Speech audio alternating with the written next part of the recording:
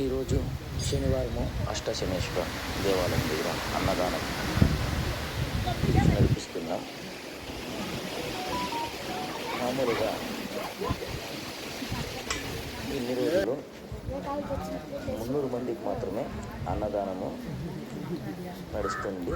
ఈరోజు దగ్గర దగ్గర 800 మందికి భోజనం వేస్తూ ఉంటాము. పొద్దున్నే 8 గంటలకి స్టార్ట్ అయితే మధ్యాహ్నప్పుడు 2 గంటల దాకా అన్నదానం నడుస్తూ ఉంటుంది. ప్రతి పోయి వెళ్ళిపోతూనే ఉంటారు. మధ్యాహ్నం 2 గంటల దాకా ఈ శనివారం రోజు 800 మందికి అయితే భోజనము రెడీ చేసినామన్నమాట. చూసినారు కదా.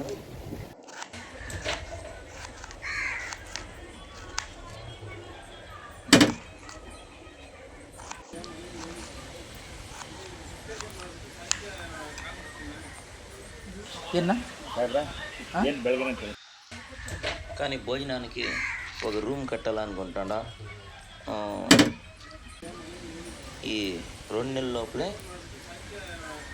ఒక భోజనానికి హాల్ కట్టాలని అనుకుంటున్నాం. కడతాం 100%. ఎందుకంటే మాన కింద కూర్చొని తినాలంటే కష్టంగా ఉంది. ఒక రూము కడితే ఆ రూమ్లో అందరూ కూర్చొని తినచ్చు. భోజనానికి హాలు.